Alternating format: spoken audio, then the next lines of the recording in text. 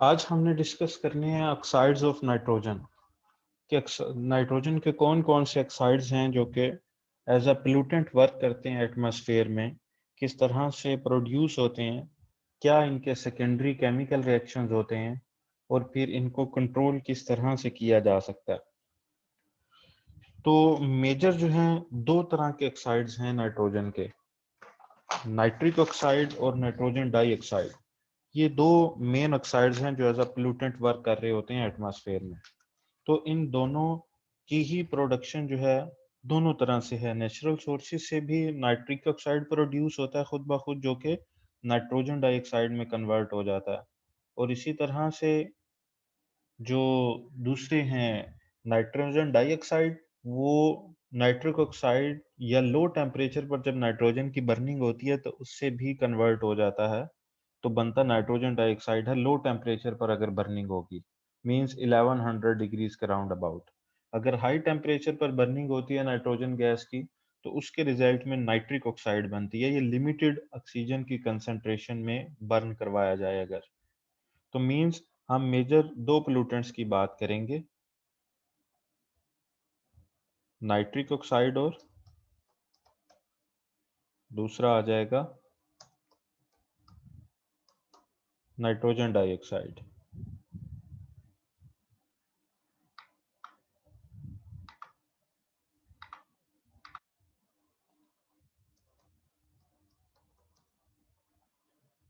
अब ये दोनों ऑक्साइड्स जो हैं ये एटमॉस्फेयर में डिफरेंट तरह के केमिकल रिएक्शंस के अंदर इन्वॉल्व होते हैं और वहीं से जो ये है सेकेंडरी पोल्यूटेंट्स बनाते चले जाते हैं। अब इनका रेजिडेंस टाइम जो है वो डिस्कस कर लेते हैं कि कितनी देर तक ये एटमॉस्फेयर में रह सकते हैं।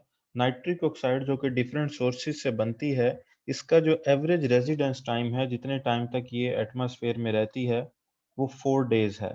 और नाइट्रोजन डाइऑक्साइड का जो रेजिडेंस टाइम है वो एटमॉस्फेयर में वो 3 डेज है। जब हम एटमॉस्फेयर की बात करते हैं तो इसका मतलब ये होता है कि ये ट्रोपोस्फेयर की हम बात कर रहे हैं, क्योंकि वहीं पर बन रहे हैं और वहीं पर मेजर इनके केमिकल रिएक्शन होंगे। अगर हम स्ट्रेटोस्फेयर की बात करें तो वहां पर जितने भी पोल्यूटेंट्स हैं उनका रेजिडेंस टाइम जो है वो बहुत ज़्यादा हुआ करता है। क्यों? क्योंकि एयर करंट्स बहुत कम फ्लो कर रहे हैं। जितने कम एयर करंट्स फ्लो कर रहे होंगे मीन्स के रेजिडेंस टाइम उतना ज़्यादा होता चला जाएगा।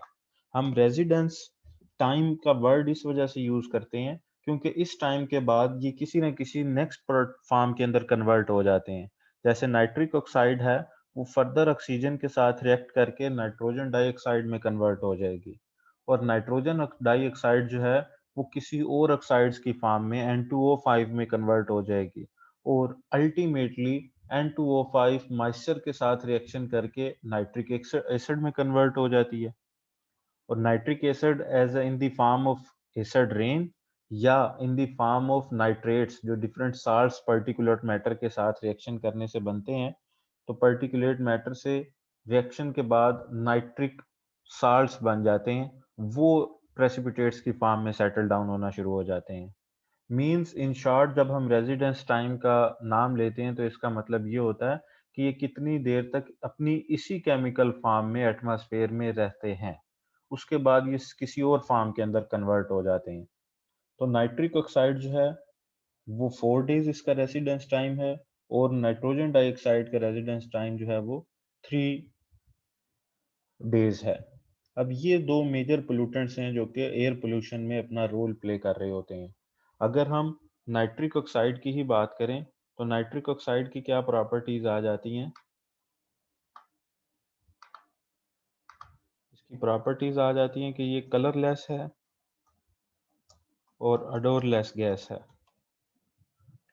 जबकि जो नाइट्रोजन डाइऑक्साइड है,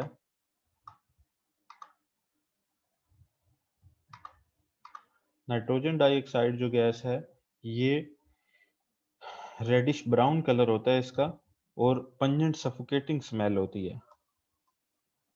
reddish brown gas with pungent smell. तो ये इसकी जनरल प्रॉपर्टीज हैं। कि जिनसे हम दोनों को डिफरेंशिएट कर सकते हैं। इसी वजह से नाइट्रिक ऑक्साइड अगर तो नाइट्रोजन डाइऑक्साइड अगर तो डिफरेंट तरह के हमने बात की कि ये नाइट्रिक ऑक्साइड में कन्वर्ट हो नाइट्रिक एसिड में अल्टीमेटली कन्वर्ट हो रही होती है, लेकिन अगर एटमॉस्फेयर में अदर पोल्यूटेंट्स जैसे हाइड्रोकार्बन बहुत ज्यादा हो तो बेसिकली यही स्मोक फॉर्मेशन के अंदर यूज हो रही होती है नाइट्रोजन डाइऑक्साइड। ये उनसे रिएक्ट करके फोटोकेमिकल स्मोक बना देती है।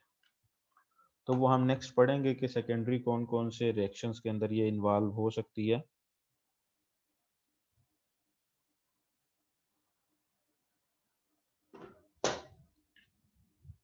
तो नेक्स्ट अगर हम देख लें कि ये प्रोड्यूस किस तरह से हो रही हैं।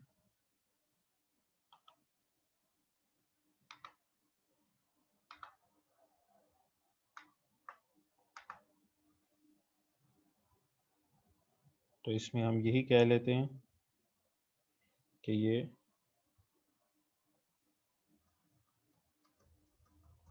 प्रोडक्शन किस तरह से होती है। इनकी प्रोडक्शन में फर्स्ट तो आ जाता है बर्निंग ऑफ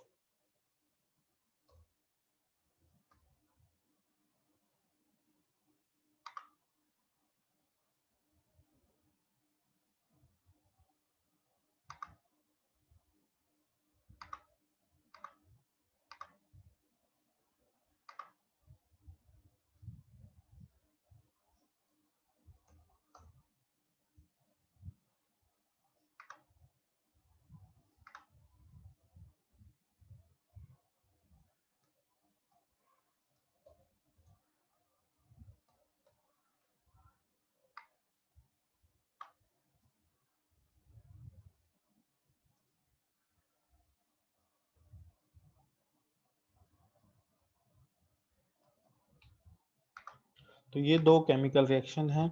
जो नाइट्रिक ऑक्साइड बनती है, नाइट्रिक ऑक्साइड जो बन रही होती है वो रिलेटिवली हाई टेम्परेचर पर जिस टाइम केमिकल रिएक्शन होता है उसके रिजल्ट में बनती है। मींस कि इसके लिए जो टेम्परेचर रिक्वायर्ड होता है वो ये 1210 टू 1765 डिग्री सेंटीग्रेड तक। जब केमिकल रिएक्शन इस टेम्परेचर पर हो रहा हो तो तब जाकर नाइट्रिक ऑक्साइड बनती है। और अप्रॉक्सीमेटली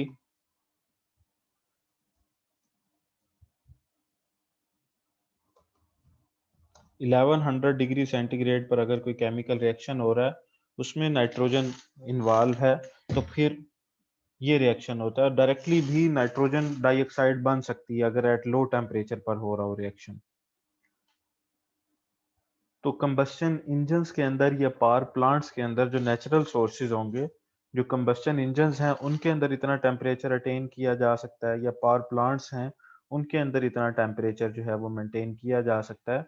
तो मेजर जो एंथ्रोपोजेनिक सोर्सेज होंगे वो burning of fossil fuels, coals, natural gas, gasoline, यही चीजें होंगी कि जिनकी बर्निंग से नाइट्रोजन के ऑक्साइड्स बन रहे होंगे। अब आप लोगों से एक क्वेश्चन है कि ये हमने बात जो की है कि इस टेम्परेचर पर ये बन रहा है, लिमिटेड ऑक्सीजन होगी चलें तो वो तो पता चल गया।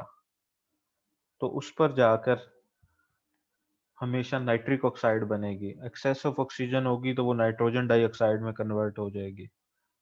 और टेम्परेचर का डिफरेंस आ गया। आप ये बताएं कि 500 600 डिग्री सेंटीग्रेड पर क्यों नाइट्रोजन के ऑक्साइड्स नहीं बनते। 1000 प्लस की हम बात कर रहे हैं दोनों रिएक्शंस में। तो लो टेम्परेचर पर इसके ऑक्साइड्स क्यों नहीं बनते।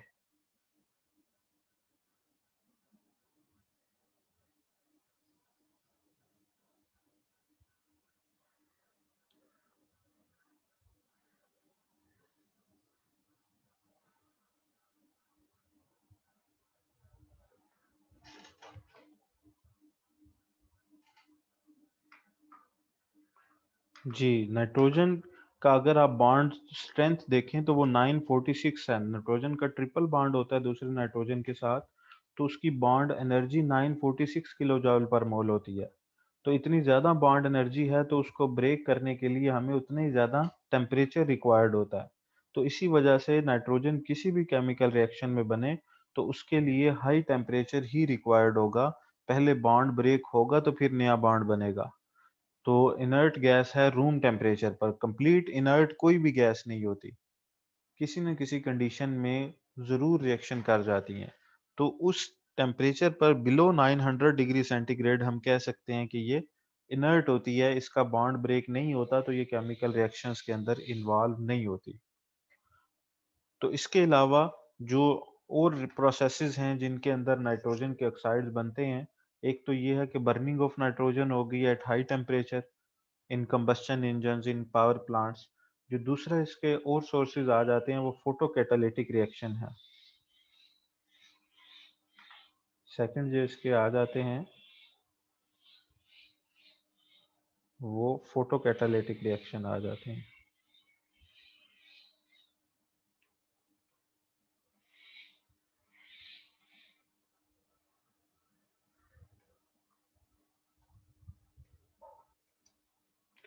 फोटोकैटालिटिक रिएक्शन जो इन प्रेजेंस ऑफ लाइट हो रहे हैं जी, एक मिनट है।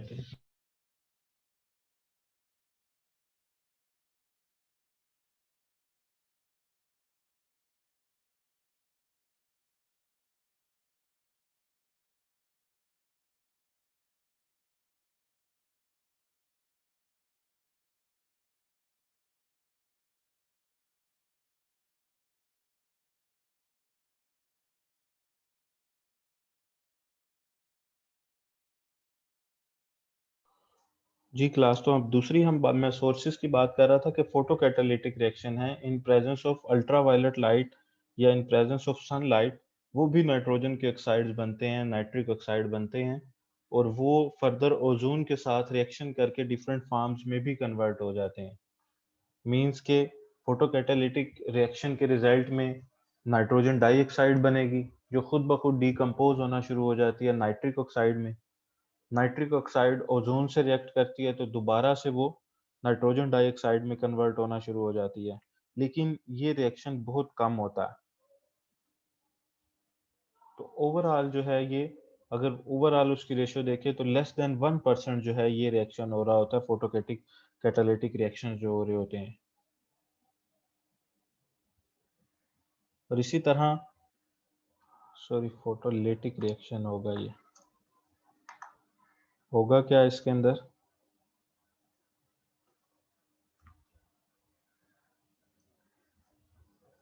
नाइट्रोजन डाइऑक्साइड होगी जो कि in presence of sunlight break हो जाएगी NO के अंदर प्लस ऑक्सीजन के अंदर।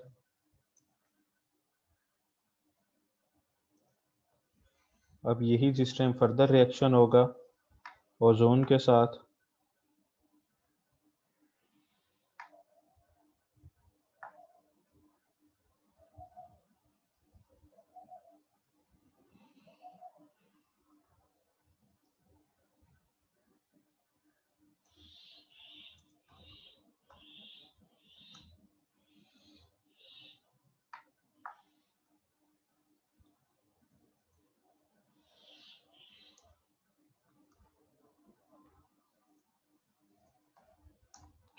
ट्रोपोस्फेयर में भी तो ओजोन प्रेजेंट है। तो यही फोटोलिटिक रिएक्शन से जो NO2 से NO बनी थी, अब वो दोबारा ओजोन से रिएक्ट करके NO2 प्लस नेसेंट ऑक्सीजन में कन्वर्ट होती चली जाती है।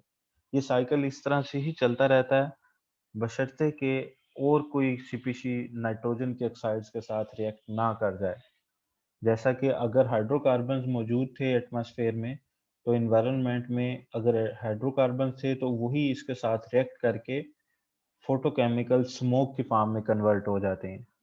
उसकी केमिस्ट्री हम आगे देखेंगे कि फोटोकेमिकल स्मोक के क्या क्या इफेक्ट होते हैं। सफोकेशन काज करता है, तो उसके रिजल्ट में जो है स्मोक बनता है, मींस स्मोक प्लस स्मोक एक फॉर्म बन जाती है, हेजी एनवायरनमेंट एक क्रिएट हो जाता है। तो ये इसके जनरल केमिकल रिएक्शंस हैं जिनके थ्रू नाइट्रोजन के ऑक्साइड्स बन रहे होते हैं। अब फर्दर इनका देख लेते हैं सोर्सेज क्या क्या हैं। तो दोनों तरह के सोर्सेज हैं इसके, एंथ्रोपोजेनिक सोर्सेज भी हैं और नेचुरल सोर्सेज भी हैं। अगर हम नेचुरल सोर्सेज की बात करते हैं तो उसके अंदर जो जनरल सोर्सेज आ जाते हैं वो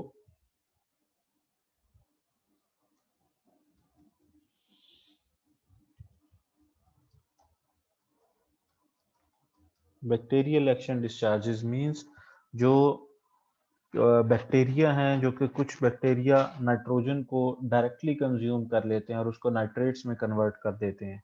नाइट्रीफाइंग एंड डीनाइट्रीफाइंग बैक्टीरिया होते हैं, उनकी इम्यून से नाइट्रोजन के ऑक्साइड्स एनवायरनमेंट में जा रहे होते हैं। तो सबसे बड़ा सोर्स जो है नेचुरल सोर्सेज में यही है, बैक्टीरियल एक्शन डिस्चार्जेस, जिसमें नाइट्रीफाइंग और डीनाइट्रीफाइंग बैक्टीरिया आ जाते हैं, जो कि नाइट्रोजन के ऑक्साइड्स प्रोड्यूस करने में मेजर रोल प्ले कर रहे होते हैं।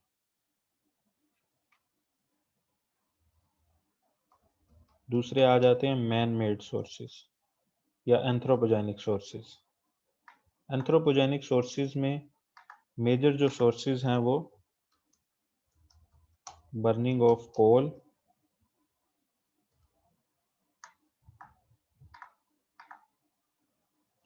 Oil, natural gas and gasoline. इनकी जब बर्निंग होती है एट हाई टेम्परेचर, तो फिर उसके रिजल्ट में नाइट्रोजन के ऑक्साइड्स प्रोड्यूस होते हैं। अब जो प्रोडक्शन है जितनी नेचुरल सोर्सेज से हो रही है, तकरीबन उतनी ही मैन मेड सोर्सेज से भी प्रोडक्शन होती है। मींस जितने नेचुरल सोर्सेज से गैसेस इमिट हो रही हैं, नाइट्रोजन के ऑक्साइड्स एटमॉस्फेयर में जा रहे हैं, उतने ही ऑक्साइड्स जो हैं मैन मेड सोर्सेज से भी जा रहे होते हैं। वेटेज ऑलमोस्ट इक्वल है, बल्कि मैन मेड सोर्सेज का वेटेज थोड़ा सा कम है। मैन मेड सोर्सेज का जो वेटेज है वो थोड़ा कम है नेचुरल सोर्सेज से। लेकिन जो नेचुरल सोर्सेज हैं वो इक्वली डिस्ट्रीब्यूटेड हैं थ्रू आउट द वर्ल्ड, कि हर एरिया के अंदर तकरीबन एक जितनी इमिशंस हो रही होती हैं। एवरेज जो है वो सेम है हर एरिया में, जो नेचुरल सोर्सेज से नाइट्रोजन के ऑक्साइड्स जा रहे हैं एटमॉस्फेयर में। लेकिन जो मैन मेड सोर्सेज हैं वो इक्वली डिस्ट्रीब्यूट नहीं है। इनकी वजह से ये इनइक्वल कह लें डिस्ट्रीब्यूशन है थ्रू आउट द वर्ल्ड। कैसे इनइक्वल, किस तरह से है कि जहां पर ट्रैफिक ज़्यादा होगी, जहां पर ट्रैफिक ज़्यादा होगी वहां पर जो है ज़्यादा इनकी कंसंट्रेशन होगी। अर्बन एरियाज के अंदर नाइट्रिक ऑक्साइड्स ज़्यादा बन रहे होते हैं मैन मेड सोर्सेज से, तो वहां पर ही फोटोकेमिकल स्मोक भी बनता है, एसिड रेन के चांसेस भी ज़्यादा होते हैं। लेकिन जो रूरल एरियाज हैं जहां पर कंबस्शन ऑफ फ्यूल्स कम है, वहां पर इनकी प्रोडक्शन भी कम होती है, और वहां पर इनकी वजह से जो सेकेंडरी पोल्यूटेंट्स हैं वो भी इन्वायरमेंट में कम बन रहे होते हैं। तो मींस नेचुरल सोर्सेज बेशक बहुत ज़्यादा हैं नाइट्रोजन के ऑक्साइड्स के, लेकिन वो इक्वली डिस्ट्रीब्यूटेड हैं थ्रू आउट द वर्ल्ड। उनमें अनइक्वल डिस्ट्रीब्यूशन नहीं है, जबकि जो मैन मेड सोर्सेज हैं वो अनइक्वल डिस्ट्रीब्यूटेड हैं। वो किसी जगह पर इनकी कंसंट्रेशन ज़्यादा होगी, किसी जगह पर इनकी कंसंट्रेशन कम होगी। जहाँ पर ज़्यादा होगी वो वहाँ पर ही केमिकल रिएक्शन जो है ज़्यादा हो रहे होंगे, और उसकी वजह से पोल्यूटेंट्स उतने ज़्यादा बन रहे होंगे। जो सेकेंडरी रिएक्शंस हो रहे होते हैं उनमें क्या आ जाता है, उनमें प्रोडक्शन ऑफ एसिड रेन है, नाइट्रेट्स हैं,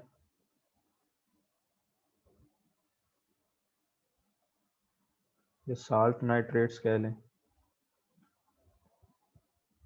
इसी तरह से फोटोकेमिकल स्मोक है।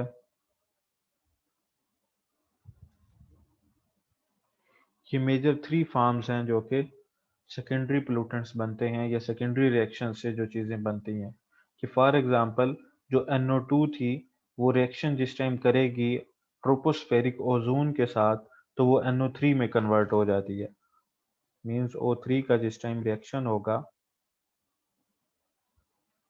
NO2 के साथ, तो वो कन्वर्ट हो जाएगी NO3 में प्लस O2 में। अब क्योंकि स्ट्रॉन्ग ऑक्सीडाइजिंग एजेंट है ओजोन, तो यही NO3 में कन्वर्ट हुई है जो गैस, ये NO3 से फर्दर रिएक्शन होगा NO2 के साथ, और हमारे पास जो फर्दर बन जाएगा वो N2O5 की फॉर्म में ये कन्वर्ट हो जाता है। अब N2O5 जो है ये मॉइस्चर के साथ रिएक्ट करती है, जो भी एनवायरनमेंट में मौजूद है वो डायरेक्टली कन्वर्ट हो जाती है नाइट्रिक एसिड के अंदर।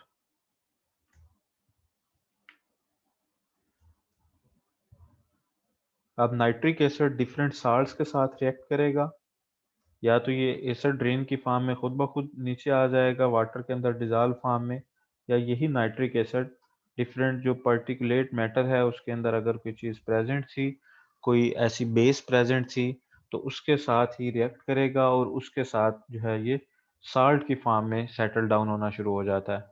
जैसे अगर उसमें कैल्शियम हाइड्रोक्साइड था,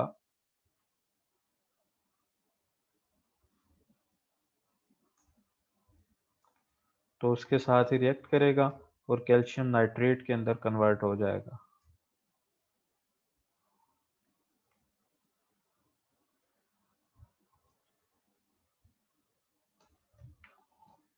तो अब ये कैल्शियम नाइट्रेट की फॉर्म में, प्रेसिपिटेट की फॉर्म में सेटल डाउन होना शुरू हो जाएगा। प्रेसिपिटेट की फॉर्म में या स्मॉल साइज अगर बने थे पार्टिकल्स, तो वो एटमॉस्फेयर में पार्टिकुलेट मैटर को बढ़ा रहे होंगे। तो ये इसके सेकेंडरी रिएक्शंस हैं जो कि नाइट्रोजन के ऑक्साइड्स के हो रहे होते हैं, कि ये एसिड रेन के काज बनता है, साल्ट नाइट्रेट्स बनते हैं जिससे पर्टिकुलेट मैटर बढ़ता चला जाता है। थर्ड है फोटोकेमिकल स्मोक बनता है जो कि हाईली डेंजरस है, सफोकेशन काज करता है। तो ये इसके सेकेंडरी रिएक्शंस हैं जिसके अंदर ये इन्वॉल्व हो रहा होता है।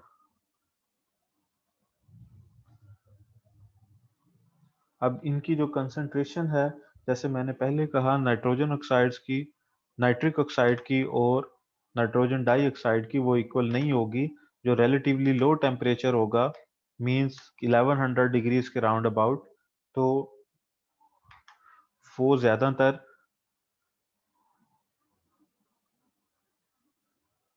सी ए वाली कैल्शियम हाइड्रोक्साइड के साथ सिंपली न्यूट्रलाइजेशन रिएक्शन हुआ है। एसिड बेस जो रिएक्शन होता है वही रिएक्शन हुआ है।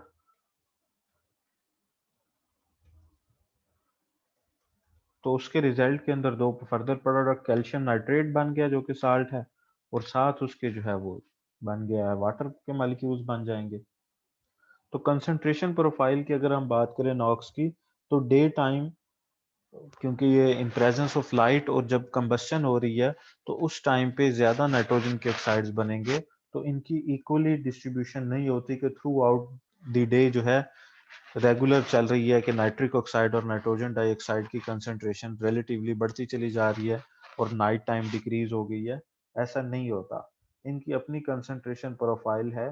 डे लाइट में जब भी ज्यादा केमिकल रिएक्शन हो रहे होंगे बर्निंग के, तो उस उन केमिकल रिएक्शंस के रिजल्ट में नाइट्रिक ऑक्साइड जो है वो ज्यादा बढ़ रही होगी। और फिर जैसे ही ट्रैफिक रश आवर्स कम होते हैं अर्बन एरियाज में, तो वो नाइट्रोजन डाइऑक्साइड में कन्वर्ट होना शुरू हो जाती है।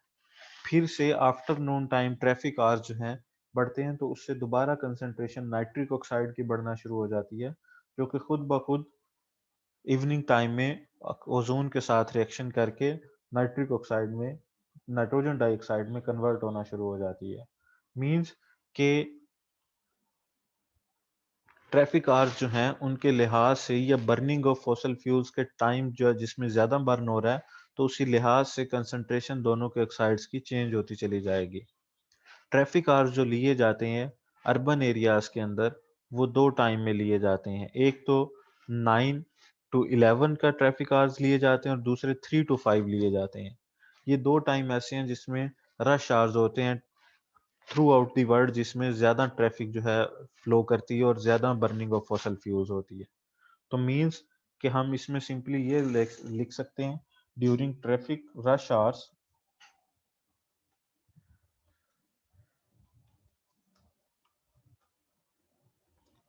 concentration of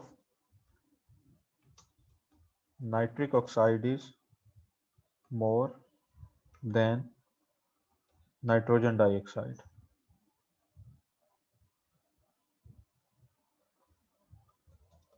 in morning.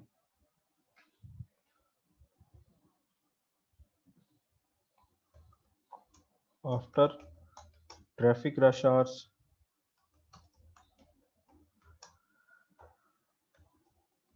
concentration of NO2 increases and NO decreases. इसी तरह in afternoon concentration of NO increases, क्योंकि दोबारा से ट्रैफिक बढ़ना शुरू हो जाती है, और इवनिंग में NO2 increases due to reaction of NO and ozone. तो ये इसकी प्रोफाइल है कि रिलेटिवली इंक्रीज और डिक्रीज होते चले जाते हैं, और मैक्सिमम कंसंट्रेशन जो जनरली बन रही होती है इन रीजन में वो 1 to 2 ppm जो है, वो कंसंट्रेशन जो है चेंज हो रही होती है। 1 to 2 ppm डे टाइम में कभी एक की बढ़ जाएगी, कभी दूसरे की बढ़ जाएगी।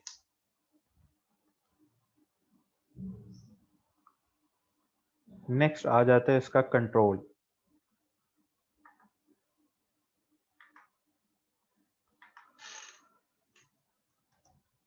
ये जो ऑक्साइड्स हैं इनको कंट्रोल किस तरह से किया जा सकता है? एक तो यही है burning at 2 stages।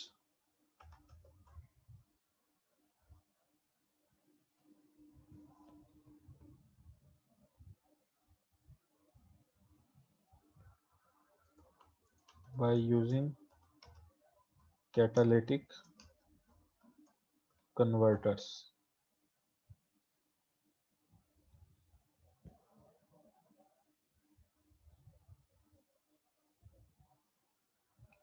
Second phenomena आ जाएगा, ये चलें पहले इसको ही डिस्कस कर लेते हैं, फिर सेकंड की तरफ चलते हैं। ट्रैफिक आवर्स मैंने कहा कि जिसमें ट्रैफिक का रश ज्यादा होता है, जिसमें 9 to 11 और 3 to 5 आ जाता है टाइम, उसमें ट्रैफिक आवर्स कहा जाता है क्योंकि उसमें ज्यादा ट्रैफिक फ्लो कर रही होती है। तो कंट्रोल किस तरह है? एक तो यही कि हम कैटालिटिक कन्वर्टर को यूज करते हुए 2 स्टेज बर्निंग करवाएं। 2 स्टेज बर्निंग मींस कि पहले हम जो बर्निंग करवाएं हाई टेम्परेचर पर in limited amount of oxygen हम उसको करवाएं। उससे क्या होगा कि लिमिटेड अमाउंट ऑफ ऑक्सीजन की प्रेजेंस में जिस टाइम बर्निंग होगी तो उससे से कम नाइट्रिक ऑक्साइड बनेगी।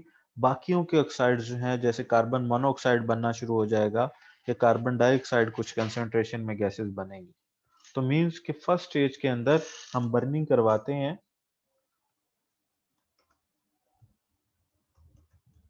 Burning at low level of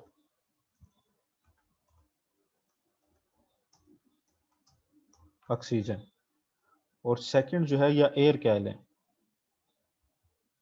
burning at low level of air. Second जो हो जाएगा सेकंड स्टेज में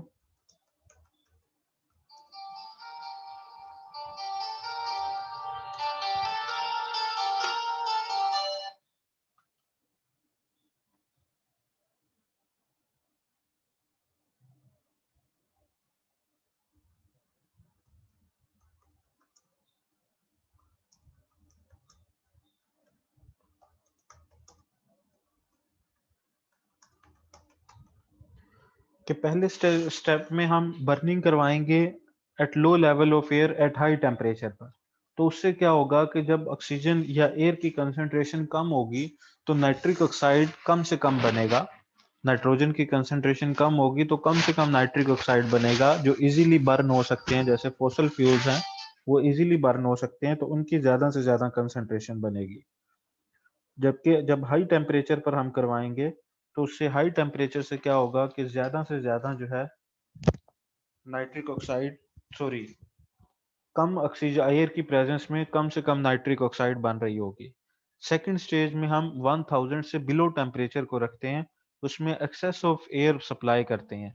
जब एक्सेस ऑफ एयर सप्लाई करेंगे लिमिटेड, एक मिनट है, जब हम एक्सेस ऑफ एयर अब सप्लाई करेंगे लो टेम्परेचर पर means less than 1000 degree centigrade पर, तो उससे क्या होगा कि उतने टेम्परेचर पर तो नाइट्रोजन नाइट्रोजन का बॉन्ड ही ब्रेक नहीं होता। तो उस टेम्परेचर पर सिर्फ जो फॉसल फ्यूल्स हैं या हाइड्रोकार्बन्स हैं उन्हीं की बर्निंग कंप्लीट होगी। उनकी बर्निंग कंप्लीट होगी तो कार्बन डाइऑक्साइड कार्बन मोनोऑक्साइड के अंदर कन्वर्ट हो जाए, कार्बन मोनोऑक्साइड जो है कार्बन डाइऑक्साइड के अंदर कन्वर्ट हो जाएगी और कंप्लीट बर्निंग हो जाएगी हाइड्रोकार्बन्स की। कि मीन्स हम 2 स्टेज बर्निंग करवा लेते हैं। एक ही स्टेज पर हम मैक्सिमम टेम्परेचर जो है वो सप्लाई नहीं करते। 2 स्टेज बर्निंग से हमें ये फ़ायदा हो जाता है कि कंप्लीट जो है वो बर्निंग भी होगी फॉसिल फ्यूल्स की और नाइट्रोजन के ऑक्साइड्स भी कम से कम बने। जो सेकंड प्रोसेस आ जाता है,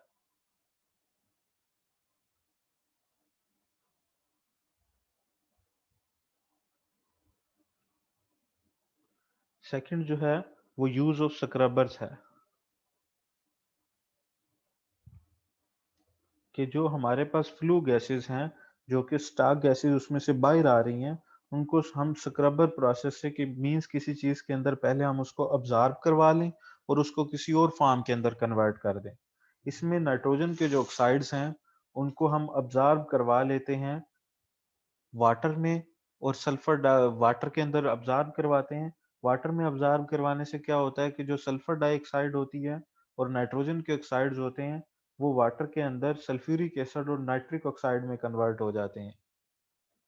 सेकंड स्टेप में यही नाइट्रिक ऑक्साइड नाइट्रोजन डाइऑक्साइड से रिएक्ट करके N2O3 में कन्वर्ट होती है और N2O3 फर्दर रिएक्ट करके सल्फ्यूरिक एसिड से NaOHSO4 में कन्वर्ट हो जाता है। मीन्स आप इसका स्टेजेस लिख लें तो ज़्यादा बेहतर है। In scrubbing process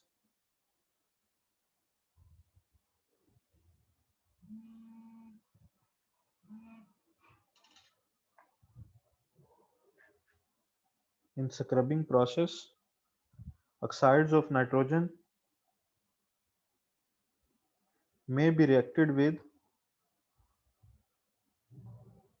alkaline solutions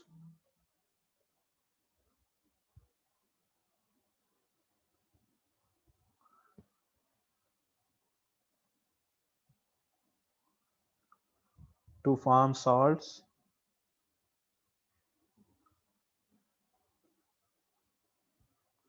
or they can be or they can be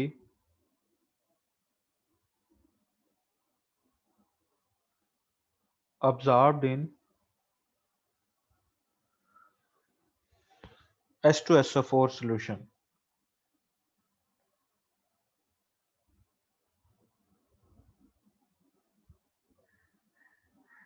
Oxides of nitrogen and sulfur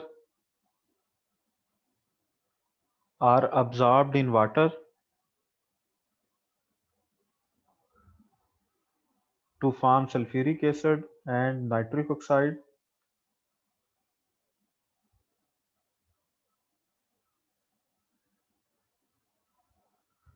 Nitric oxide gas react with nitrogen dioxide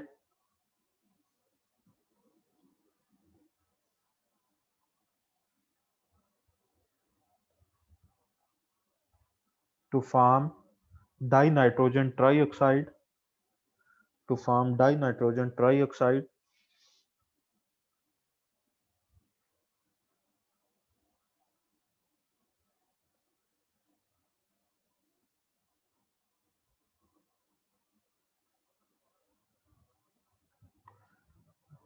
Dinitrogen trioxide along with the sulfuric acid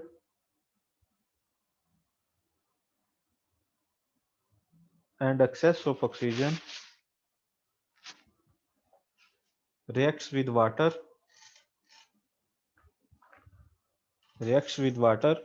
to form nitric acid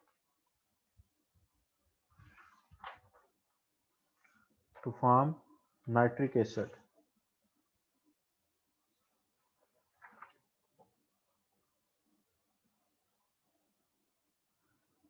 which can be removed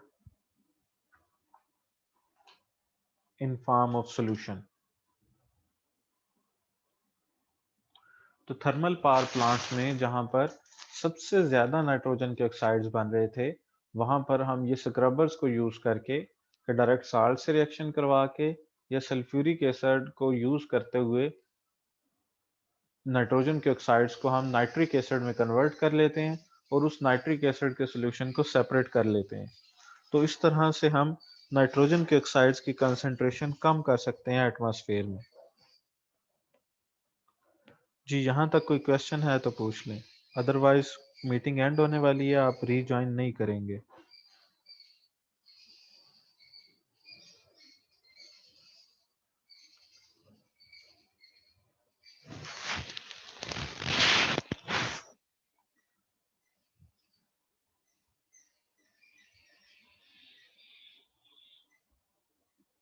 okay जी, अल्लाह हाफिज़।